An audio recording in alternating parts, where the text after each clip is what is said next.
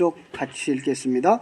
나는 참 포도나무요 내 아버지는 농부라. 물은 내게 붙어 있어 열매를 맺지 아니하는 가지는 아버지께서 그것을 제거해 버리시고 물을 열매를 맺는 가지는 더 열매를 맺게 하려 하여 그것을 깨끗하게 하시느니라. 너희는 내가 일러준 말로 이미 깨끗하여졌으니 내 안에 거하라. 나도 너희 안에 거하리라. 가지가 포도나무에 붙지 아니하면 스스로 열매를 맺을 수 없음같이 너희도 내 안에 있지 아니하면 그러하리라. 나는 포도나무요 너희는 가지라. 그가 내 안에 내가 그 안에 거하면 사람이 열매를 많이 맺나니 나를 떠나서는 너희가 아무것도 할 수 없음이라. 사람이 내 안에 거하지 아니하면 가지처럼 밖에 버려져 마르나니 사람들이 그것을 모아다가 불에 던져 사르느니라. 너희가 내 안에 거하고 내 말이 너희 안에 거하면 무엇이든지 원하는 대로 그래하면 이루리라. 너희가 열매를 많이 맺으면 내 아버지께서 영광을 받으실 것이요 너희는 내 제자가 되리라. 아버지께서 나를 사랑하신 것 같이 나도 너희를 사랑하였으니 나의 사랑 안에 거하라. 아멘. 여러분은 어제 몇 번이나 불평을 의식하면서 고무줄을 옮겼습니까? 어떤 분은 한 번도 안 했다 그러더라고요, 불평을. 근데 저는 그렇게 생각해요.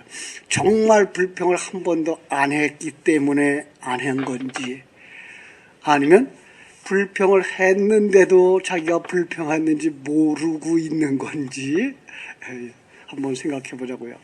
좋은 쪽으로 저는 해석을 해드리고 싶습니다만은, 사람은 세상을 살아가다가 너무나 중독되어지고 나면 자기가 그 일을 행하면서도 그 일이 잘못되어 있는 건지도 모르고 그 일을 행한다는 거죠. 어쨌든 좋습니다. 이미 우리가 불평을 버리고 감사와 찬양의 삶으로 도전을 했으니까 절반은 변화에 성공한 사람들임에 틀림이 없습니다.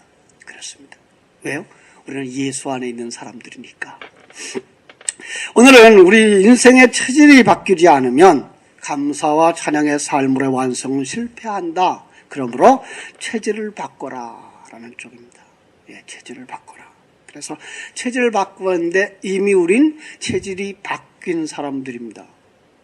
어떻게 해요? 예수 안에서. 그죠? 그런데 그걸 자기 확인부터 하지 않으면 안 됩니다. 자기 확인부터 해야 됩니다. 그래야 자녀다운 삶을 살아갈 수가 있습니다.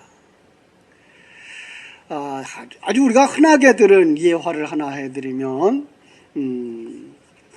이제 다리 밑에서 거지처리로 동냥을 하며 살아오던 많은 아이들 속에 어느 날 한 부자가 찾아왔습니다.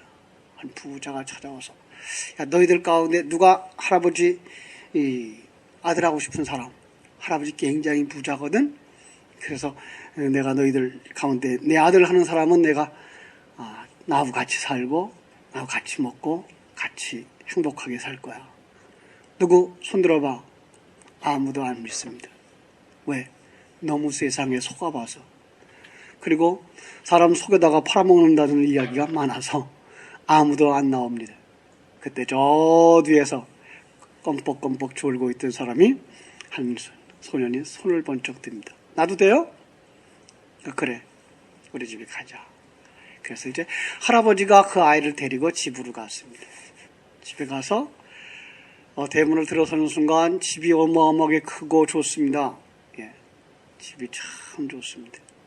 가서 이제 할아버지는 그 일하는 아줌마한테 부탁해가지고 목욕탕에 물을 받아주고, 그리고 이제 새 옷으로 다 갈아입혀 줬습니다. 저녁이 됐습니다. 맛있는 음식을 잔뜩 차려줍니다. 참 꿈에도 생각지 못했던 음식들 많이 잘 먹고 이제 아줌마 따라서 방으로 갑니다. 이게 내 방이야. 딱 들어가서 보는 순간 방이 아니었습니다. 자기가 잠자던 곳이 아니었습니다. 거의 분명히 습관이 되어진 그들은 침대가 있으면 침대 위에 이불을 덮고 거기서 자야 되는데 자기는 그런 이불 속에서 자본 적이 없습니다. 그럼 어떻게 잘게요? 침대 밑에 있는 카피트 속으로 들어가서 먼지 속에 들어가 자는 겁니다. 예. 아침에 일어났습니다. 어디로 가야 됩니까? 세수하러 가야 되죠. 어디로 갈까요? 그래요. 화장실로 가서 따뜻한 물로 세수를 했으면 얼마나 좋겠어요. 문을 열고 나가서 아무리 찾아봐도 물이 없어요. 그래서 문을 열고 나가서 냇가로 달려가 냇가에 가서 그 얼어붙은 얼음을 깨트리고 그 찬물로 세수를 하고 돌아오는 겁니다. 돌아오는 그 시간 집 앞에 있는 이따만한 시커멓고 찌그러진 그릇을 발견하게 됩니다. 무슨 그릇일까요? 강아지 밥그릇. 아, 이거 참 좋구나. 들고서 어디로 갈까요? 문을 두드리고 아줌마 밥 한 그릇 주세요. 이거는 옛날 얘기에 나오는 그런 동화 속의 한 이야기가 아니라 이게 우리들의 얘기라는 겁니다. 하나님의 자녀가 되었는데 불구하고 자기의 신분에 대한 확인이 없습니다. 자기가 하나님의 자녀답게 살아야 하는데 불구하고 우리는 아직도 옛날 습관에 젖어서 잠자리를 골라 잘 줄 모릅니다. 그냥 가마떼기 걸치고 그 바람 피하여서 잤던 그게 그립고 그게 생각나고 아니 그게 습관이 되어져서 무의식적으로 들어가는 겁니다. 그리고 따뜻하고 좋은 방이 있음에도 불구하고 거기에서 잠잘 생각 못하고 그는 창고를 찾아가고 헛간을 찾아가고 다리 밑을 찾아가고 그리고 아버지가 차려주는 맛있는 밥상 앞에서 엄마가 차려주는 맛있는 밥상 앞에서 풍성하도록 먹을 수 있는 그 자기 기억을 내버리고 강아지 밥그릇 가지고 남의 집을 두드리면서 배를 채울 걸 구하고 있습니다. 이런 사람에게 어떻게 그의 삶을 바꿔줄 수 있을까요? 예, 그에게 네가 누군지 보거라. 다시 한번 찾아보거라. 너는 그렇게 살 사람이 아니고 이제 이 아버지의 것이 네 것이야. 예, 아버지의 것이 네 것이야. 그리고 내가 너를 위해 예비한 게 이런 거야 라는 것을 깨달아 알게 해주어서 그의 체질을 바꿔줘야 됩니다. 예, 바꿔줘야 됩니다. 그 체질이 바뀌어지지 않는 한 진수성찬도 맛이 없습니다. 그런데 그 체질을 바꾸는 게 쉽지를 않아요. 그렇죠? 암 환자들을 상담하고 자연치유를 인도하는 한 의사가 그런 고민을 얘기했습니다. 요즘 사람들은 그의 표현을 그대로 쓰면 그 아주 단단한 돌같이 고정화되어진 사고방식 때문에 자기를 고치지 못한다 그럽니다. 고정화되어진 그 사고방식.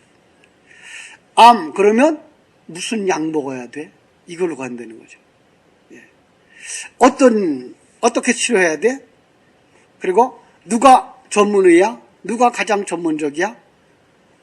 가장 큰 관심거리를 그쪽으로 간다는 거예요. 살고 싶은데 엉뚱한 곳에서 해답을 찾으려고 하는 거, 그게 문제라는 거예요. 무슨 약을 먹어서 낫거나 치료를 받아서 낫는다 그러면 암으로 죽을 사람이 생겨나지 말아야 된다는 게 그의 주장이에요. 그런데 해석하게도 세계적으로 유명한 암병 전문의도 자기의 가운데 온 환자들의 100분의 70 이상은 치료되지 않고 이 세상을 떠난다는 거예요. 왜냐하면 암이 그렇게 호락호락하게 대충대충 해서 치료가 되는 단순한 병이 아니기 때문에. 자연치유를 권장하는 그 의사는 이렇게 얘기를 했어요. 어떻게 하면 암 환자가 살아갈 수 있는 근거를 붙잡을 수 있게 해줄 것인가가 자기가 할 일이라는 거예요.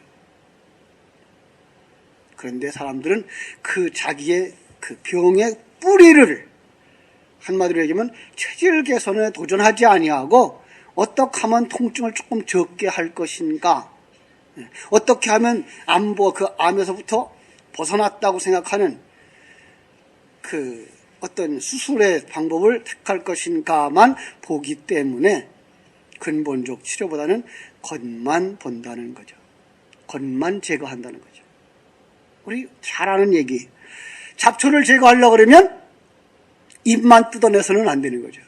뿌리째 뽑아야 되는 거죠. 근원의 뿌리가 있으면 그것은 바로 다시 재발하고 다시금 자기를 고통의 자리로 나가는데 우선은 그 병의 시발점을 찾는 것, 그게 중요하다는 거예요. 그걸 그 사람은 그렇게 얘기했더라고요. 창조주가 주신 생체 리듬이다. 우리는 그 생체 리듬을 타지 않고 살아와서 각종 병들로 고생하게 된다. 하나님이 주신 그대로의 원리로 살지 아니하고 자기 멋대로 먹고 마시고 즐기다 보니까 몸의 장기들이 제멋대로 밀고 들어오는 그 압력들을 감당할 수 없어서 죄가 그 병이 되고 암도 예외는 아니다. 코치를 잘 따르는 선수가 발전하고 우승하는 것처럼 자연치유를 강조하는 의사들의 요구를 잘 따라보라는 거예요. 그런데 그 요구가 굉장히 엄격합니다. 아주 엄합니다. 그리고 어떤 것들은 할 수 없을 정도로 내 습관을 완전히 바꿔야 되기 때문에 저는 아마 제가 그 의사라면 제일 먼저 하라고 하는 것은 이걸 거예요. 해질 때 자고 해 뜰 때 일어나라. 하나님 주신 자연 원리 아닌가요? 그런데 오늘날 전기 만들어 놓고 몇 시까지 안 잡니까? 12시까지 앉아요. 그죠? 그러니 우리의 몸이 뭐가 됩니까? 거기처럼 또 아침에 일을 시작해야 되니까 또 저같이 급한 사람들은 또 여러분들을 새벽 4시부터 깨우고 있으니 여러분들이 참 고생이 많습니다. 그러니까 정말 하나님이 주신 그 생체 리듬을 따라가려면 해 뜰 때 일어나고 해질 때 자야 되는 거죠. 그래서 푹 쉬고 건강하게 그 다음에 하나님 주신 것 가지고 먹고 마시며 살아가야 되는 것입니다. 그 기본기에 충실해야 되는 거죠. 저는 그런 생각을 했습니다. 우리 토리교회로 돌아오면서 기본기에 충실한 목회를 해보자. 그리고 이번에 그 계획을 세우면서도 정말 우리 기본기에 충실한, 그래서 무엇의 불평에 무엇이 우리를 불평에 중독되게 만들었는지 보고, 그리고 거기서부터 벗어나서 어떻게 감사와 찬양의 삶으로 갈 수 있을지 그 뿌리부터 파헤치고자 했던 것입니다. 많은 사람들이 이 불평을 버리고 살아가자고 도전합니다마는 중도에 실패했다고 고백합니다. 왜요? 뿌리 뽑지 않아서 그렇습니다. 이건 지금 교회 안에서만 일어난 게 상황이 아니고 운동이 아니고 교회 밖의 사람들도 이 운동을 알고 거기에 참여합니다. 그래서 그냥 불평 안 하고 꼭 참아보자, 감사의 말만 해보자 쭉 가릅니다. 실패합니다. 왜요? 뿌리가 바뀌지 아니했기 때문입니다. 그렇습니다. 우리의 생명이 참 생명이신 감사와 찬양의 주 예수 그리스도를 충만시켜주지 못한다면 그는 어느 한순간 다시 불평으로 가게 되어져 있습니다. 자, 많은 말씀 안 드리려고 합니다. 오늘 본문은 뭐라고 말합니까? 너희는 어디에 붙어 있느냐? 어디에 붙어 있습니까? 참 포도나무에 붙어 있습니다. 자, 이전에는 그럼 어디에 붙어 있었습니까? 이전에는 들포도나무, 다시 말로 말하면 무화과나무에 붙어 있었습니다. 왜 무화과나무라고 말하죠? 같은 맥락의 이야기입니다. 성경 전체 속에서 하나님을 떠나 자기 영광을 구하는 자들을 무화과나무라고 표현하고 있고 그 무화과나무 잎으로 자기 수치를 가리운 자라고 말하고 있기 때문입니다. 그가 죄인이고 그가 도적이고 그가 살인자고 그가 간음한 자라고 말하고 있는 겁니다. 왜요? 하나님께 속하지 아니했고 하나님의 영광을 도적질한 자며 자기중심적이 되어서 자기의 행복을 지키려니까 다른 사람을 밟고 일어서고 하나님만 사랑하며 그를 신랑 삼아 사랑해야 되는데 자기를 사랑하고 세상을 사랑하는 자 되었기 때문에 그를 뭐라고 말한다고요? 도적이라고 말하고 살인자라 말하고 간음한 자라고 말하는 것입니다. 그럼 하나님께 속했다고 하는 말은 무슨 뜻일까요? 하나님께 속했다는 말은 자기의 주권, 자기의 생명, 자기 일생이 자기의 것이 아님을 고백하는 겁니다. 쉽지 않습니다. 이제까지 그 내가 지키지 아니하면 안 된다고 생각하고 그것만을 위해서 살아왔기 때문에 이걸 내려놓는 거, 이건 굉장히 힘든 겁니다. 그걸 내려놓지 않으면 주님이 왕 될 수 없고 주님이 주인 될 수 없습니다. 여러분, 이미 여러분 속에 성령이 뚫고 들어와서 하나님이 뚫고 들어와서 그분이 주인 되어졌다면 여러분은 그분이 주인됨을 고백하고 그 아래서 주님 당신이 내 주인입니다 라고 고백할 수 있어야 되고 나는 당신의 청직입니다 라고 내려놓아야 됩니다. 그렇다고 아무것도 하지 말고 살라는 얘기 아닙니다. 내가 맡겨진 역할 충실해야 됩니다. 아내는 아내의 역할 충실스럽게 해야 되고 남편은 남편의 역할을, 자녀는 자녀의 역할을, 부모는 부모의 역할을 해야 됩니다. 그건 우리에게 맡겨준 역할입니다. 그러나 그럼에도 불구하고 그 결과를 누구에게 맡깁니까? 하나님께 맡기는 것입니다. 왜요? 이제부터는 주인이 누구이기 때문에? 하나님이기 때문에 그렇습니다. 이제 이걸 확인할 수 있어야 됩니다. 그래야만 이 변화에 도전했고 그 변화가 이루어졌을 때 내가 했어 라고 하는 자기 영광을 취하러 가지 아니하고 하나님의 은혜구나. 하나님의 은혜는 이렇게 나를 만들어 가시고 계셨구나. 그렇게 되어져야 이전에 나를 만들어 왔던 여러 가지 사건들이 불평과 원망의 조건들이 되어졌고 원인들이 되어졌는데 그것들이 다 변화되어져서 그게가 나를 만드는 일이었구나 감사로 바뀌게 됩니다. 그렇습니다. 어제 우리 요 앞에 우리 살던 어떤 이제 홍경희 집사님을 만났어요. 그분의 삶을 제가 조금은 알잖아요. 그죠?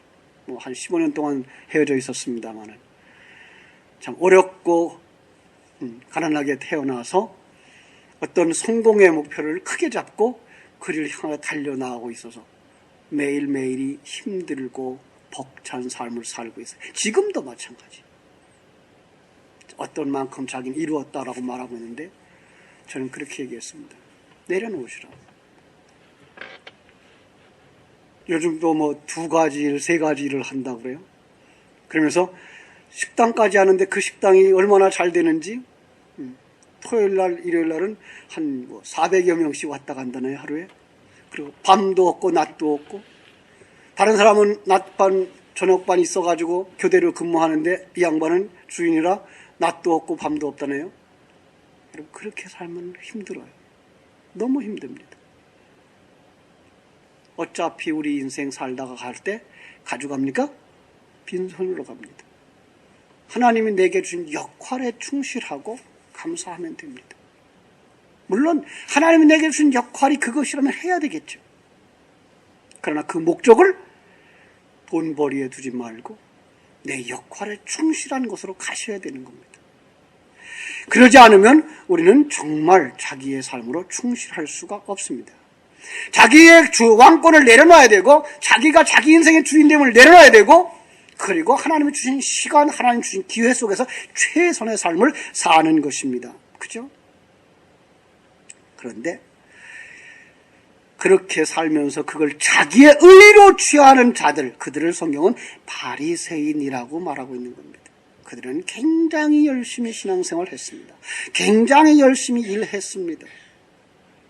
그리고 그 열심히 일한 것의 결과를 내 것으로 삼았어. 나 잘했죠? 라고 하는 쪽으로 갔습니다. 그럼 넌 왜 못하니? 쪽으로 갔습니다. 이게 바리새인입니다. 그걸 하나님의 은혜로 난 이만큼까지 했구나, 넌 그만큼까지 했구나로 보는 것이 아니라 나는 잘했어, 근데 왜 너는 못했니? 쪽으로 가는 것입니다. 이건 잘한 건데 이건 왜 못하고 있니? 쪽으로 가는 것입니다. 판단하고 거기에서 정죄하게 되는 겁니다. 그들은 멋진 삶을 살았습니다. 세상 사람들의 눈에 비춰볼 때는 그들은 더없이 멋있는 사람들이었습니다. 그런데 주님이 와서 그를 향해서 아니 잘못됐어, 고쳐야 돼, 바꿔라, 회개하라 라고 말하니까 그를 십자가에 못 박고 말았던 것입니다. 우리가 다 그런 사람이라고요. 어떤 한 사람만 아니고 그 당시에 어떤 사람들만이 아니고 온 인류가 다 그런 사람이라고 성경은 말하고 있는 겁니다. 내가 그런 사람이었다는 것입니다. 그런데 그들 속에 어떤 사람 속에 주일 시간 말씀처럼 삭개오 속에 누가 찾아오십니까? 예수님 찾아오신 것입니다. 죽음을 보지 않고 천국에 들어간 에녹처럼 방주를 지어서 예수님의 예표로 삼은 노아처럼 하나님의 은혜가 뚫고 들어왔습니다. 어떤 사람에게만, 여러분과 내게만. 이게 기적입니다. 이게 기적입니다. 여러분, 그래서 기적이라는 사실은 어떤 병이 낫는 것, 어떤 문제가 해결되는 게 기적이 아니라 우리같이 자기만을 위해 살던 사람들이 이제는 예수 생명이 들어오고 나니까 하나님을 위해 살고 이웃을 위해 사는 자로 바꿔지는 것, 이게 기적입니다. 예수 믿는다는 이것 자체가 기적입니다. 왜요? 예수님은 자기를 부인하고 자기 십자가를 지고 나를 쫓으라 그럽니다. 아무도 원치 않습니다. 그런데 그 길을 갑니다. 이게 기적인 겁니다.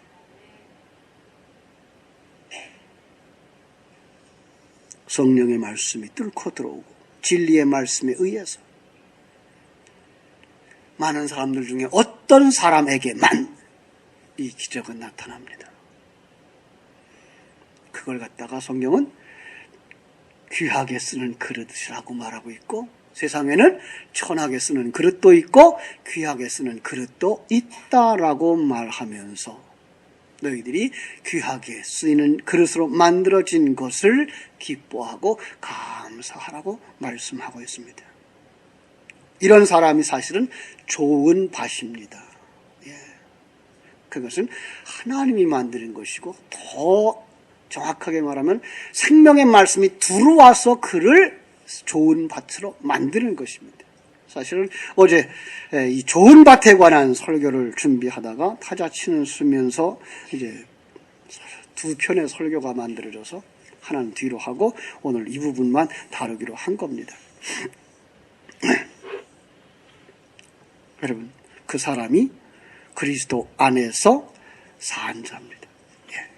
그 사람이 주인의 자리에서 왕의 자리에서 내려온 자입니다. 갈라디아서 2장 20절 말씀처럼 그 사람은 이제 내가 그리스도 안에서 죽은 자요. 그리스도 안에서 산 자라고 고백하는 자입니다. 정말로 이렇게 예수 생명이 들어와 예수님이 왕이라고 주장한다면 그것이 그렇다고 믿는다면 여러분은 빨리 왕의 자리에서 주인의 자리에서 내려오셔야 됩니다. 그래서 여러분 신분을 먼저 확인해야 됩니다. 어떻게 빨리 그 변화를 볼 수 있습니까? 오늘 15장 4절 5절 말씀 보니까 내 안에 거하라 나도 너희 안에 거하리라 가지가 포도나무에 붙어 있지 아니하면 스스로 열매를 맺을 수 없음 같이 너희도 내 안에 있지 아니하면 그러하리라 나는 포도나무요 너희는 가지라 그가 내 안에 내가 그 안에 거하면 사람이 열매를 많이 맺나니 나를 떠나서는 너희가 아무것도 할 수 없음이라. 그렇습니다. 어떻게 시작된 거라고요? 우리가 마른 뼈와 같이 전적 부패한 자들이었는데 자기가 왕된 자들이었는데 진리의 영이 진리의 말씀이 하나님의 생명이 뚫고 들어왔습니다. 그것이 나도 너희 안에 거한다고 하는 예수님의 표현입니다. 여러분 속에 누가 계십니까? 예수님이 거하십니다. 그렇습니다. 그리고 우리에게 요구하십니다. 내 안에 거하라. 이게 연합입니다. 주가 내 안에 내가 주 안에입니다. 구분이 없습니다. 여러분이 예수고 예수가 여러분인 것입니다. 여러분 이걸 인정하실 수 있어야 되는 겁니다. 여러분은 없어졌습니다. 여러분은 없어졌습니다. 그런데 아직도 우리는 자기가 주인인 것처럼 살아서 우리를 넘어지게 만듭니다. 예. 하나님이 내 안에 거하는 삶을 시인하고 내가 하나님과 연합되어진 하나님의 생명을 가진 자임을 시인하는 것, 그것이 바로 주 안에 거하는 것입니다. 내가 하나님 안에 거하는 겁니다. 이제는 나의 주인이 하나님인 것을 고백하는 것입니다. 그걸 시인하는 자들은 자기 주권을 주장하던 자리에서 내려오는 훈련을 해야 하는 것입니다. 인격적으로 하나님을 창조자로, 하나님을 내 주인으로 모셔드리는 겁니다. 이걸 갖다가 다른 말로 말해서 내가 인격적으로 주님을 만났어, 내가 인격적으로 주님 하나님을 만났어 라고 말할 수 있는 것입니다. 어떻게 했을 때? 그분이 내 생명의 주인이시구나, 그분이 나의 인생의 주인이시구나, 나는 그 앞에 청직일 뿐이고 그 앞에 지체일 뿐이구나, 머리는 예수님이시구나, 예수님의 말씀에 순종하는 지체, 그가 건강한 지체입니다. 예수님이 머리 되셨는데 여러분이 순종 안 하면 그 사람은 중풍병자입니다. 머리는 요구하는데 뭔 손발이 머리에 따라가지 않는 사람은 중풍병자입니다. 예. 우리는 지금 그런 병자로 살고 있는 겁니다. 그런데 그런 자들을 하나님이 고쳐가실 것입니다. 깨닫게 하실 것입니다. 깨달아 알라고 여러분 속에 고통을 가져다 주고 환난을 가져다 주고 어려움들을 가져다 줌으로 말미암아서 여러분들을 깨어나게 만듭니다. 예, 깨어나게 만듭니다. 한마디로 얘기하면 여러분, 침으로 찔리는 건 고통인가요? 아닌가요? 침 맞으면 아프죠. 예. 왜 침을 놓습니까? 혈이 통하라고, 막혔던 것 열려져서 중풍 환자가 나으라고 그렇습니다. 고통스럽습니다. 때로는 그 고통스럽게 하는 원인들이 여러분 주변에서 불평하고 원망하게 만들었던 것들로 보여질 수 있습니다. 때로는 어떤 사람일 수 있습니다. 때로는 어떤 사건일 수 있습니다. 그런데 그것을 인하여 하나님은 내가 하나님의 사람으로, 순종의 사람으로 만들어가고 있다고 할 때 우리는 그들을 향하여서, 그 사건을 향해서 불평하고 원망할 것이 아니라 오히려 감사하는 자리까지 가게 되는 것입니다. 그때야 우리는 진정으로 하나님을 향하여서 감사합니다라고 말할 수 있고 그들을 향하여서 고마워라고 말할 수가 있게 되는 것입니다. 그 요구가 십자가를 지고 자기를 부인하라는 것입니다. 오늘 7절 말씀은 너희가 내 안에 거하고 내 말이 너희 안에 거하면 무엇인지 원하는 대로 구하라. 그러면 이루리랍니다. 그것을 인정하는 사람이, 그 말씀에 사로잡힌 사람이 무엇을 구하겠습니까? 주여 수년 내에 부흥케 하옵소서를 구하게 되어 있습니다. 여기 부흥은 뭐라 그랬죠? 다 잊어버렸어요. 재건축입니다. 예, 재건축입니다. 부흥의 개념이 재건축입니다. 재건축은 어떻게 해야 됩니까? 옛 건물을 부숴야 됩니다. 옛 건물을 부숴야 새로운 성전을 지을 수가 있습니다. 이제까지 우리가 가지고 있었던 신전을 헐어버려야 하나님의 거룩한 성전을 세울 수가 있는 것입니다. 그래서 자신을 내려놓고 주님은 내어놓고 주님은 말씀하십니다. 이 성전을 헐라. 내가 사흘 만에 다시 세우리라. 예수님도 이 땅에 오셨을 때 무엇으로 옵니까? 인간의 몸을 입고 오십니다. 옛사람의 몸을 입고 오십니다. 그래서 이걸 헐라고 말하는 겁니다. 그리고 그걸 마지막에 십자가에서 헐어버리십니다. 그리고 그는 그리스도로 완성되어지는 것입니다. 사랑하는 여러분, 바로 여러분들이 그 도전에 임하고 있는 것입니다. 옛사람을 헐어버리십시오. 그리고 새로운 성전을 건축하기를 주님의 이름으로 축원합니다. 7절 말씀합니다. 그것을 구하라. 그리하면 이루리라.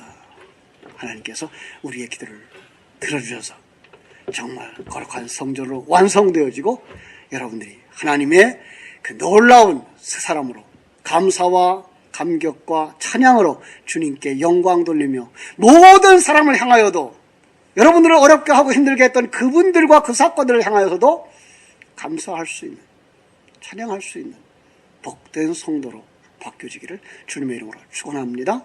기도하겠습니다. 하나님 우리 아버지, 하나님의 크신 사랑과 은혜를 감사합니다. 하나님께서 우리에게 놀라운 은혜로 다가오셔서 우리 속에 생명 주셨고 우리의 눈을 열어서 하늘나라를 보게 하시고 우리가 살아가는 이 훈련의 현장들을 보게 하셨습니다. 그렇다면 이제는 우리가 주 안에 거하는 자들이 되게 하여 주시옵시고 하나님의 백성인 것을 시인하며 하나님의 주인이 된 것을 시인하게 하시고 그리고 우리가 새 건축을 위해서 아버지 하나님이여 부흥케 하옵소서라고 하는 고백을 들을 수 있는 사람들이 되게 하여 주시옵소서. 예수님의 이름으로 기도하옵나이다. 아멘. 488장 찬송 부르고 주기도문으로 예배를 마친 다음에 우리 통성 기도하겠습니다. 488장 이 몸의 소망 무엔가 우리 주 예수뿐일세.